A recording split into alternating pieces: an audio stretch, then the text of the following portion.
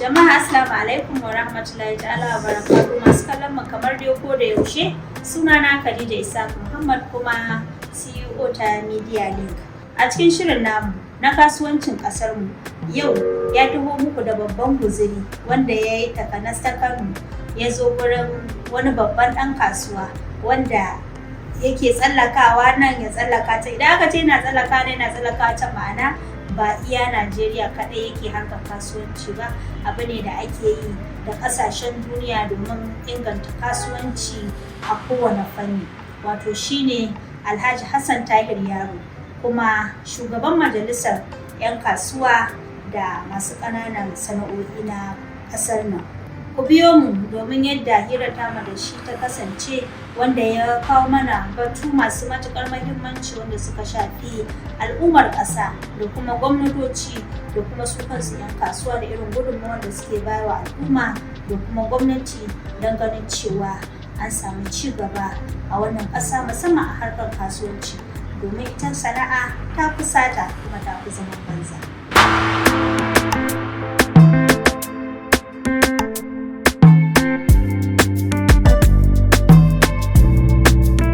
Sunana Alhassan Tahir Yaro, kuma ni chairman ne na Kano Council of Traders and Entrepreneurs, wato haɗaɗɗiyar majalisa ce ta 'yan kasuwa da masu sana'o'i.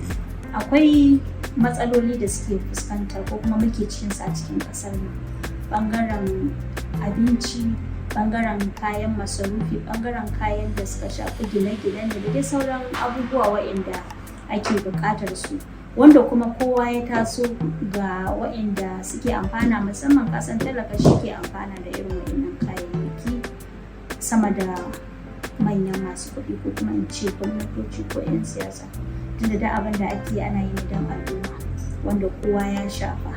Za a gani in an ce abu ya tashi sai ka ga dandanan 'yan kasuwa sun yi sama da shi, wanda kuma talaka zai ta kuka yana ganin cewa kamar alhakin wannan abun a wuyan ku yake wajen ta'azzara, wanda gabaki ɗaya ma babu wani ƙayyadadden farashi na abu wanda ku a matsayin ku na 'yan kasuwa kuke yi, da kuma sanarwa da al'umma ga dalilin da ya sa ma farashi kaza ya ƙaru, sai dai kawai mutum ya je siyan abu sai dai ji kawai ya tashi. Dala a yau ina magana da nake gaya miki ta kai kimanin naira 1,300. Dala guda ɗaya ta Amerika, wanda masu siyo kaya a China ko a India ko a ko'ina ne ma to da wannan dala ake kiyasi. Yau idan kin je kin siyo wannan abar kwaya 100 akan dala 1,000, ke kin canji dalar ki akan naira 800 ma misali, to yanzu ta tafi naira 1,100. kin ga an samu ƙarin naira 500. Idan kika siyar da waɗannan ƙwaya 100 da kika siyo, ke ma kin san wannan kuɗin ba za ki iya zuwa ki siyo guda iya 100 nan ba ma. Alal aƙalla sai dai ki je ki siyo guda 70. Kin ga jarinki ai yayi ƙasa, ba za ki iya siyo abin da kika siyar ba.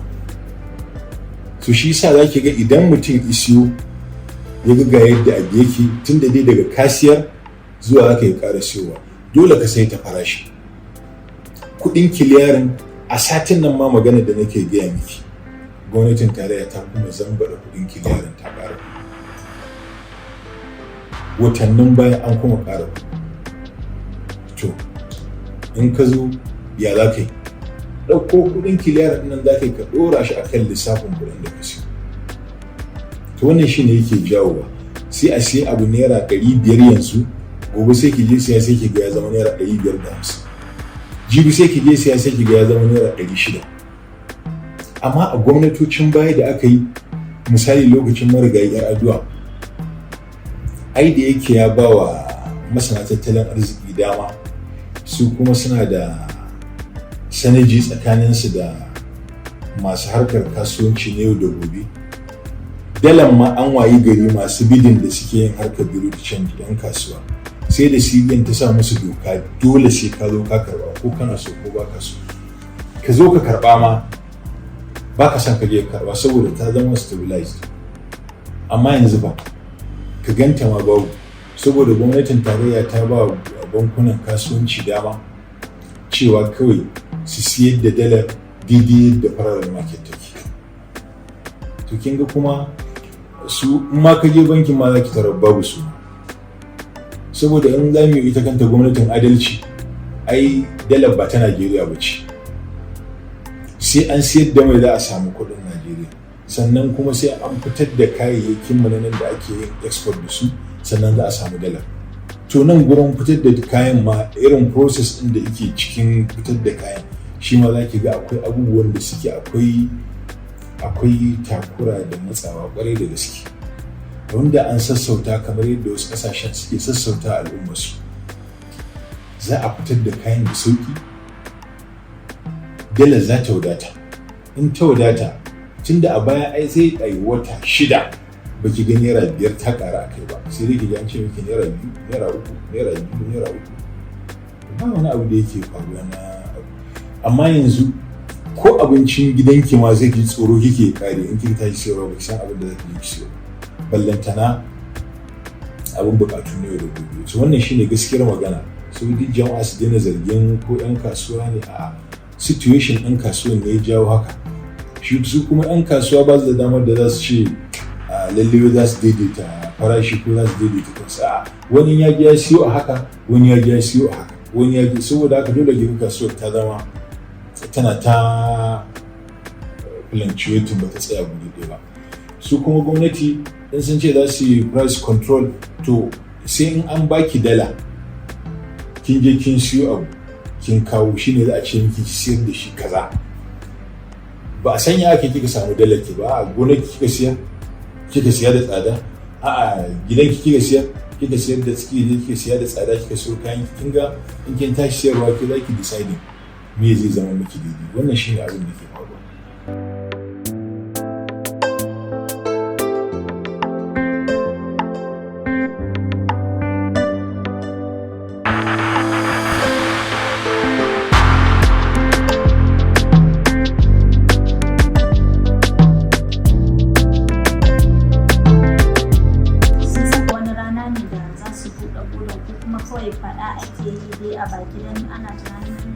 Ƙasa su samu sauƙi, wanda ambaton faɗar buga boda ma ya jawo wa al'ummar ƙasa jin daɗi da ganin cewa za su samu natsuwa, yadda kuma shi shugaban masu sai da shinkafa ta ƙasa ya magana yake cewa shinkafar ma da ake ƙoƙarin shigo da ita da wasu abubuwa ba ta da ingancin da za a ce ta gida ta fi inganci. Wannan kuma abin nan da Bahaushe yake faɗin cewa kai baka inganta naka ba kuma za a shigo da ingantacce kana, kamar dai irin kashe kasuwan nan dai abinda al'umma suka fahimta kenan game da shi, abinda shi shugaban masu noman shinkafa. Gaskiya san rai ya faɗa, ko ma waye san ransa ya faɗa. Domin idan yana zuwa ƙasar wajen abu zai je can a zuba mai shinkafa da ke ce masu ɓata da kyau. Kuma ba ƙasar da ba sa bin tsarin standardization kafin su fito da kayansu, ba inda ba sa bin wannan tsarin.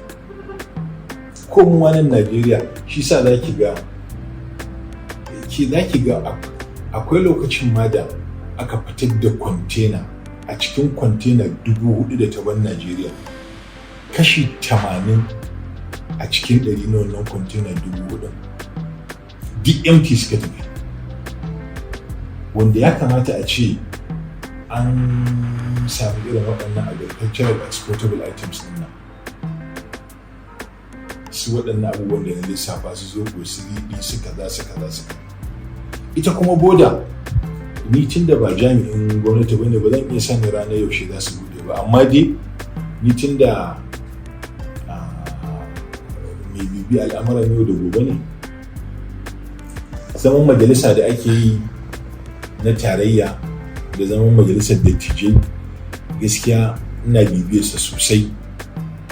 Zan iya tunawa last week na ga an kawo Sumaila ya kawo ƙudurin, ya nemi ya kawo ƙudurin cewa yana so a buɗe land borders na Najeriya. To kuma majalisar ba ta kai ga tattauna balle ta cimma matsaya a ce an yi doka akan haka aika shugaban ƙasa ya sa hannu ya ba da dama imeme da sauransu, wanda kafin ma majalisa tun da ya zagaya lokacin da yana buƙatar ƙuri'an ma ya sani, an gaya masa. Ko da ya zo nan Kano muka yi mitin tare da shi, ni na ɗaya daga cikin organizers ɗin mitin nan, mun gaya masa one on one yace zai duba. To har yanzu ko duba ne bai yi ba, ko aiki ne yawa bai biyo ta kai ba, har yanzu ba buɗe boda ba. Mu dai mu sanar da matsayin mu sani yadda muke da ita, amma ba mu san ranar da za su buɗe ba, amma dai muna tsammanin da izinin Allah a buɗe ta nan kurkusa. Kuma shinkafa, maganar ina ƙara jaddada maganar wani zai ce wani wai shinkafa waje ba ta da kyau, wai shinkafar waje ba ta da kyau. To ta gidan me da ita? Ni nan manomin shinkafa ne, ba wanda zai gaya min noman shinkafa wallahi, domin ina zuwa daji ne kwana 5, kin ganni nan wallahi tallahi ko wanka ban yi ba,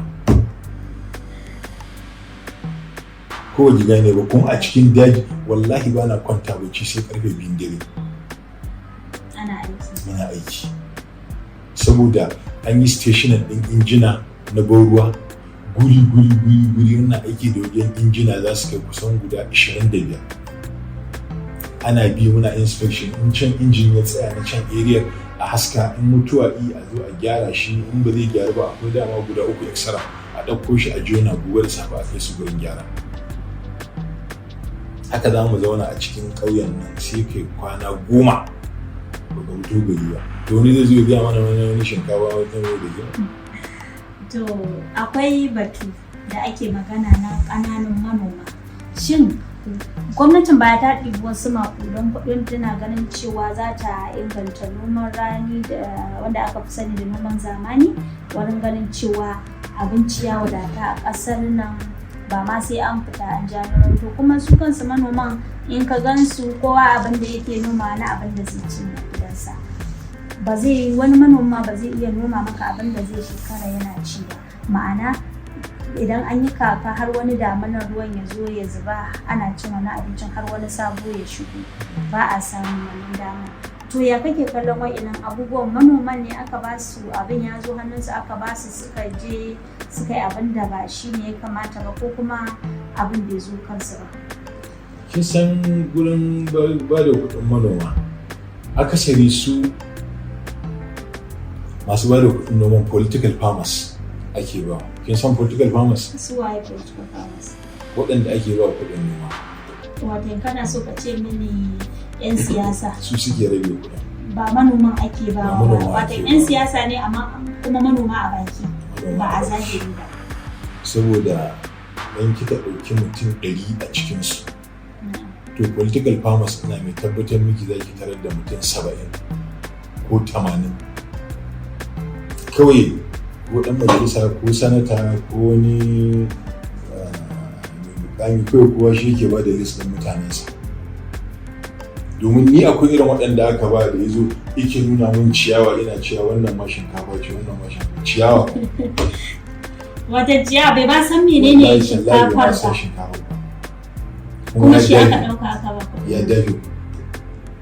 Wani yake nuna ma wannan kagan da to ya zai su kuma yanzu ai duk akasarin ƙananan manoma, wani ma za ki ga a gonarsa buhu 7, buhu 5, buhu 3, buhu 10 zai iya yi, ya zai kai shi shekara, ba zai kai shi. To kuma inda wannan rayuwar ta yi tsanani ma yanzu,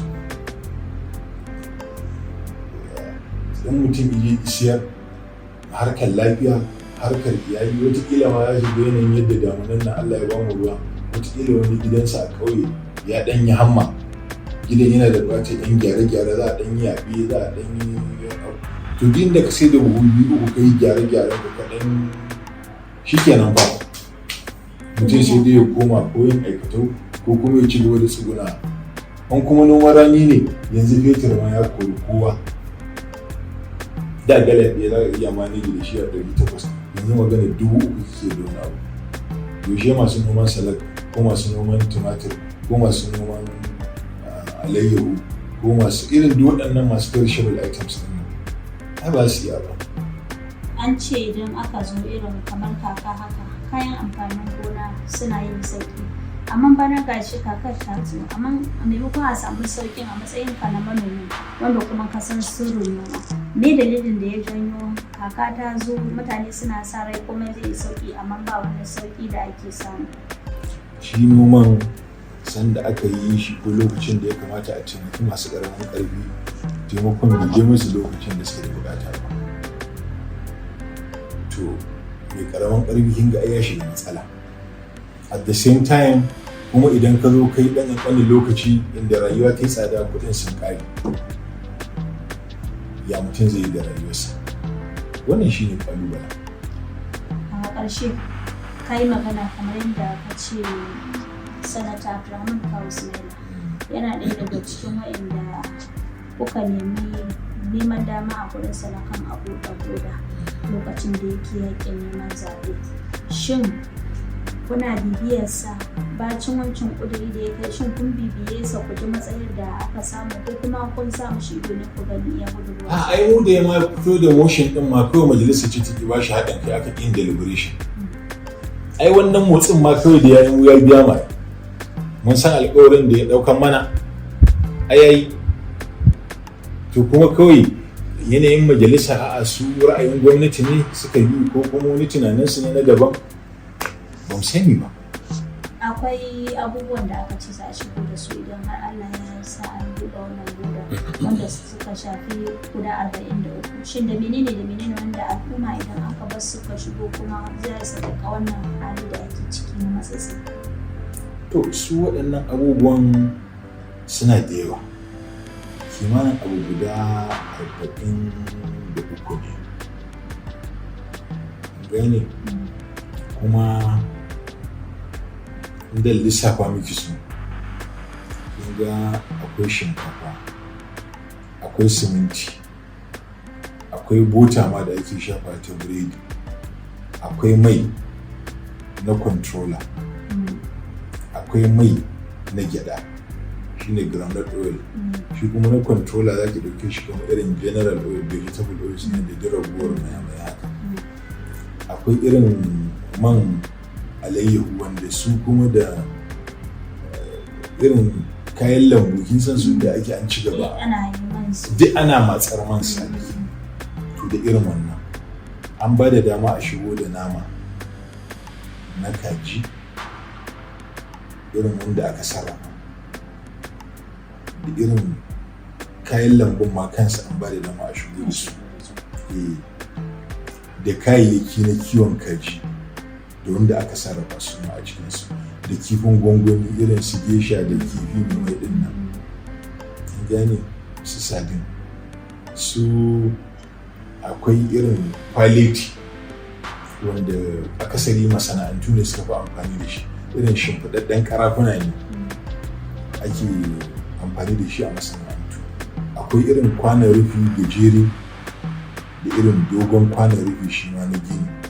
Akwai wulbaro wanda masu gini ne suke amfani da shi. Akwai kwanon sarki, ma'ana irin kwanon nan na ana aikin gini wanda ake amfani da shi, wanda mata suna yin suya da shi ma irin suyan naman sani. Kamar wanda suke ce mishi kwanon siminti. Kwanon siminti, yauwa. Akwai akwatuna na ƙarfe. Kuma irin da kwantenoni, irin containers haka, irin da kin san size ne. Wanda dai ake zama ana dan saka kayayyakin kamar masu cajin waya suna amfani da shi. Shef ne da shi, wani masana'antu ne za su yi amfani da shi, wasu amfani ne na yau da gobe haka.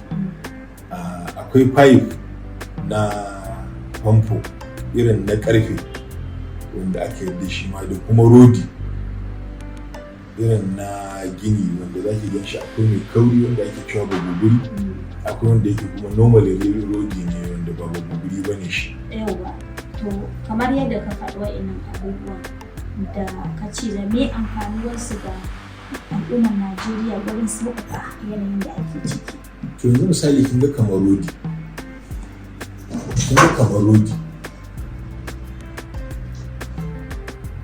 yana wutar lantarkin take wadatacce a Najeriya yadda rodi zai wadata a Najeriya. Amma ƙarfin gine-ginen da ake yi idan babu rodi ai za a gini mara inganci. Shi sa ake ga wasu guraren ana fama da rugujewan gine-gine. Saboda idan guri an zo an kiyasi ya kamata a saka masa rodi ton 10. Karancinsa in ya zo isa aka zo aka sa masa maybe ton 7 inda za a saka maybe ko kwana. Za ki ga suna yin gini na ha'inci sai su yi mata triangle. Kin ga za a cire sili ɗaya. To kin ga karancinsa ne yake jawo. Kin ga rodi zai amfani ta nan. Kuma wheelbarrow za ki ga mu a nan ko masu fabricating ba ga sanin fabricating wheelbarrow ba. Ko irin wannan mayamayan da ake yi yadda man gyaɗa yi tsada kuma yadda noman gyaɗan ma yi ƙasa a yanzu. Dan an ba da dama a shigo da irin waɗannan abubuwan wato ba ƙaramin alheri ba ne, ba ƙaramin sauƙi ne zai zo jama'a ba.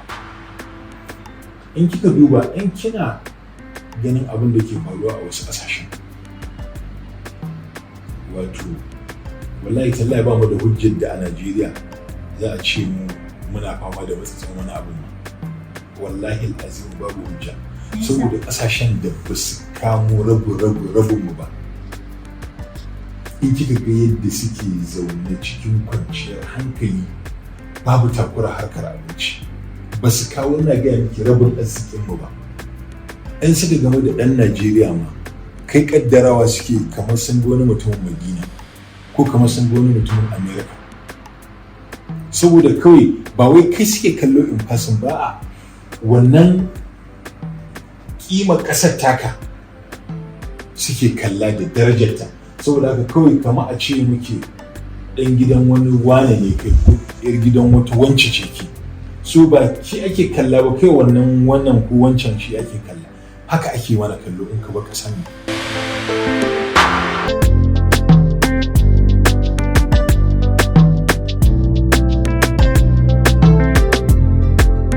Shin dama duk ƙasan da ake so ta ci gaba sai an rufe boda don gudun shigo da wasu abubuwan da 'yan ƙasar da suke amfani da ita?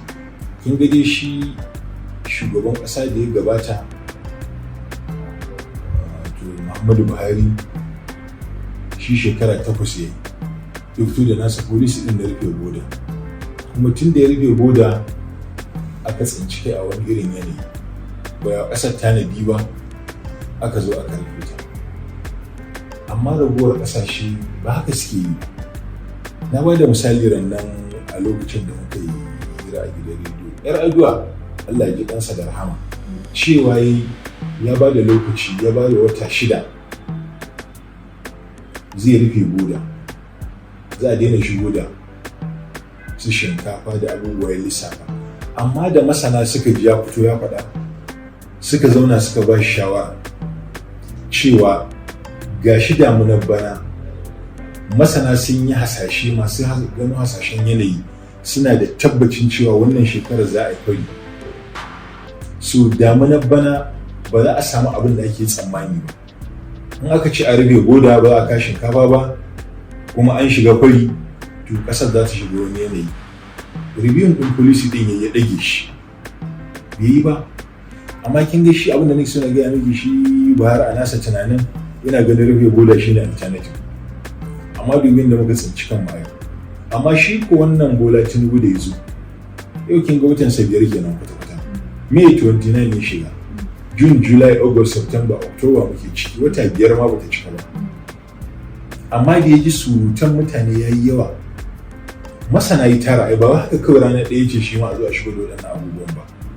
Tunda gwamnati ce ta hana shi ma gwamnatin masana ya zaunar da su suka ba shi shawarwari na gaskiya. Dubu da kunnensa shi ya ɗau shawarar mutane. Ice ya yadda a zo a karɓi dalar aje a shigo da waɗannan abubuwan domin al'umma su samu sauƙi. Saboda in aka yi haka za a samu competition na farashi shika. Masu yin monopoly a kasuwa su juya ta yadda ransu yake so. To sai sun samu da sai sun gamu da damuwa dole a gyara. So rufe boda gaskiya gwamnati ita take da dama da za ta rufe boda ko ta bude boda. amma idan aka ga kuma al'ummar ƙasa sun shiga wani yanayi da ana duba alternative menene muhimmanci. Da akwai harkar tsaron ƙasa, idan wannan ne akwai damuwa, shikenan sai a kuma ninka tsaro, a ƙara ninka saka idanu akan abubuwan da ake da tsaro a kansu. Land boda ne ko kuma sea boda ne ko ina da sauransu duka, domin al'umma su samu sauki. Saboda ragowar ƙasashe yanzu duba inda ta ci gaba, ko noma ma suna yi ba yanzu ne suke yin artificial irrigation ba, ake share hamada, ake yin noman shinkafa da alkama. Libya sahara ce da su, inda ake yin noma tsirarun gurare ne, tsandauri ne su da kuma sahara, amma da suka samu tsari na cigaba sun bude suna yin noma, gashi nan ta ci gaba. So rufe boda ne ra'ayi ne na gwamnati, buɗewa ra'ayi ne na gwamnati, amma dai yanzu a saurari shawarwarin jama'a, rufe ba ita ce alternative ba. Saboda da gaba ɗaya na gurin countries ɗin nan namu yadda suke shigowa nan da kuɗaɗensu su siyayya a nan garin a ƙasar nan su fita da shi, irin kuɗaɗen da suke shigowa da shi a yi musayar kuɗi, shi sa zaki ga a lokacin ma ba a buƙatar wa yake zancen wani dala, saboda wannan kuɗaɗen da suke shigo da shi ma ya ishi circulation na matsakaitun buƙatu ba na manya-manyan buƙatu na masu masana'antu ba. Su kuma masu masana'antu su je su ci gaba da karɓa a gurin gwamnatin tarayya, amma yanzu ɗan jarin ka kaɗan sai ka sa idanu gwamnati ta baka kuɗi, saboda babu irin wannan ƙanana, saboda su kuma dalilin da yasa babu matsesin da aka yi aka saka policy ɗin an rufe boda, wannan shine damuwa.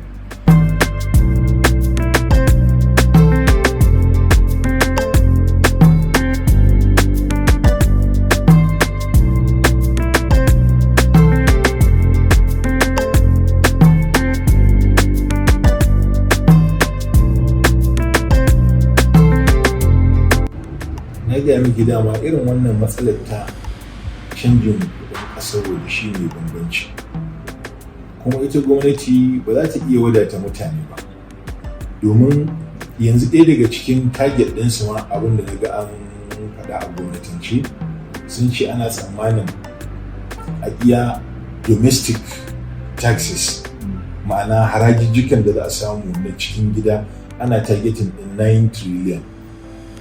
Da shi za a cike gurbin budget ɗin da ake da shi na wannan shekara. So kin ga in kika kwatanta da irin wannan misalan da suke faɗa su ma, to wanda za su sassauta wa al'umma, ko ƙasashen waje da ke yanzu Dubai free duty ma suke, duty free suke yin abubuwansu, amma kai da za ka yi kasuwancin a ciki wani zo isiya a nan za a ɗora maka haraji, amma kai da za ka shigar an yi encouraging ɗinka ka je ka kai, za ka samu sauki. Idan kika ga yadda ake cinikin commodity a Dubai, kin ga dai ba sa noma citta, ba sa noma kanumfari, ba sa noma komai, amma sai a je a yi kasuwanci a Dubai, sai a siyar da citta ta Najeriya, sai a siyar da container 2,000. Wani daga can ma zai siya, ya biya daga Najeriya kawai za a auna a kai masa ita, amma wannan dalilin kulle cinikin da aka yi suna da haraji da za su karɓa. To me yasa wannan da ake yin citar da ba za a karfafa mutane ba? Shiri din nan, su farar dawon nan, su maiwa, su acca, duk ana fitar da su, su jan wake, duk ana fitar da su, su zoɓo, ba wanda ba a fitar da shi. Kuma ki je kasuwar da wani ki ga yadda ake cin kasuwa. Kullum mu dai kawai abin da dai kullum ake daɗa faɗa, muna ƙara kira da gwamnati da duk abin da za su ringa tuntuɓar waɗanda suke da alaƙa da abin, ko suke da ruwa da tsaki, ko suke cikin wannan abin actively, musamman harkar kasuwanci. Wani irin shawara za ku ba waɗanda suke kama daga sanatoci, 'yan majalisar tarayya, da gwamnoni, da kuma sauran al'umma waɗanda kuke cuɗanya da su 'yan kasuwa, wajen ganin cewa al'ummar Najeriya suna cikin wani hali na yunwa a Najeriya, kuma sannan babu ga yunwa ga babu abincin, babu kuma kuɗin da za a siya abincin.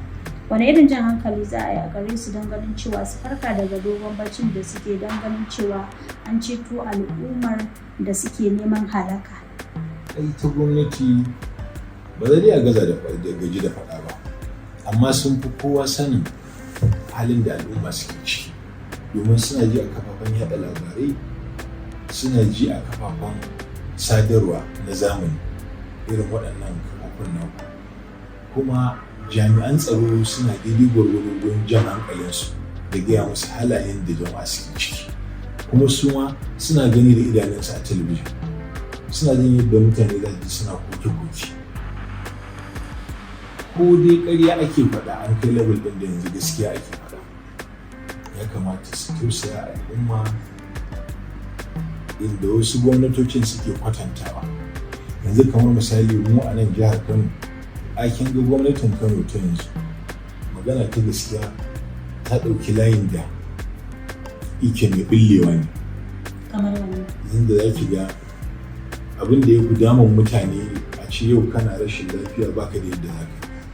To yau an zo an samu harkar lafiya, gwamnatin nan suna iya ƙoƙarinsu a harkar lafiya, gwamnatin jihar Kano ta abba gida-gida. Da za ki harkar education ana iya ƙoƙari, an zo ana ɗiban yara, kuma babban abin da yake burge mutane da su babu magana siyasa, domin akwai ni shaida ne akwai waɗanda na san cewa iyayensu shugabanni ne ma a jam'iyyar adawa ta APC, amma saboda sun cancanta yaran nan kowa yana da first class, yanzu yaran sun shiga cikin 'yan tafiya India. Kin ga an kwatanta, kuma abu ne aka yi shi za ki ga inda ya fantsama a gari da wahala baka san wani mutum ɗaya wanda yake da wani ko ɗan unguwa ko ɗan area ko ɗan makocin ko ɗan uwa, haka dai haka aka tarwatsa abin harkar ilimi. So kin ga mutum ya zo ya kula da harkar lafiya, ya kula da harkar ilimi, kuma ba ta iya can sama ba, a'a ko a harkar jami'o'in nan yanzu inda gwamnatin jihar Kano ta ba da dama cewa ta biya wa kowane ɗalibi a koma kuɗin da duk ƙarin da aka yi sun biya kowa ya biya 50%. Ai ba ƙaramin sauƙi aka samu ba ƙaramin firiji aka samu ba. Kun yi da fito da wani strategy na daban, yaran nan da suke ta kwace-kwacen waya aka ebe su mejo a cikinsu, wace sana'a ka fi iyawa kaza an baka jari ka je kai sana'a. Waɗanda suke fitinannin ne suke da ra'ayin yin harkar jami'an tsaro, an ɗauke su an sa su a cikin aikin 'yan sanda su taimaka jami'an tsaro. Abubuwa irin waɗannan daban da to idan irin wannan a ce za a yi haka a Kaduna, za a irin haka a Sokoto, za a irin haka a Zamfara, ai sai kin nemi masu kukan ma ki rasa.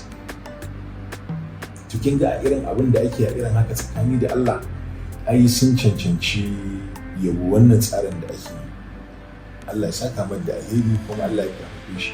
To irin wannan abu muke son Allah ya kaddara gwamnatin tarayya su ma su kwaikwaya, saboda idan minista ɗaya zai ɗauki policy ɗin ya je ya kai wa shugaban ƙasa, su kawo shi Federal Executive Council meeting a tattauna a mai da shi doka a yi matsaya, sai ki ga duk ƙasa ta faru ta samu sauki.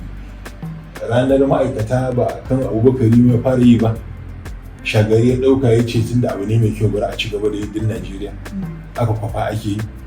Aikin ga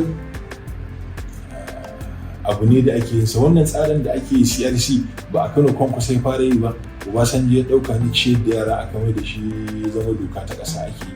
Har Buhari ma da ya zo ya ciyar da ɗalibai 'yan makaranta. So duk irin wannan abubuwan in dai za a yi abin da mutane za su samu sauƙi, kurija za ta rabu, kuma sun shina su shugabanni. Wannan shine kiran da zan yi musu, Allah ba su iko su ci gaba da irin abin da ya kamata na alheri da izinin Allah. To jama'a kun dai ji irin abubuwan da shi wannan babban ɗan kasuwa wanda yake ba shi nan ba shi nan, kasan duk mutumin da aka ce ba shi nan ba shi nan to abu ne wanda ake yi ba don kai ba don al'umma. Kuma kun ji muhimman abubuwa na batutuwa da ya taɓo daga gwamnatin jiha har zuwa wanda yake gani idan ma tarayya za ta yi amfani da ita za ta yi. Wannan ɗan kasuwan dai shi ne Alhaji Alhassan Yaro, wanda kuma ba farkon maganar shi bane, ya saba faɗan abubuwan da suka shafi al'umma a kafafen yaɗa labarai, wanda kuma in dai aka ce za a yi amfani da su to magana ce ta gaskiya wanda babu son rai za a amfana. Da fatan kuma su ma sauran 'yan kasuwa za su fito su irin waɗannan abubuwan da ake yi.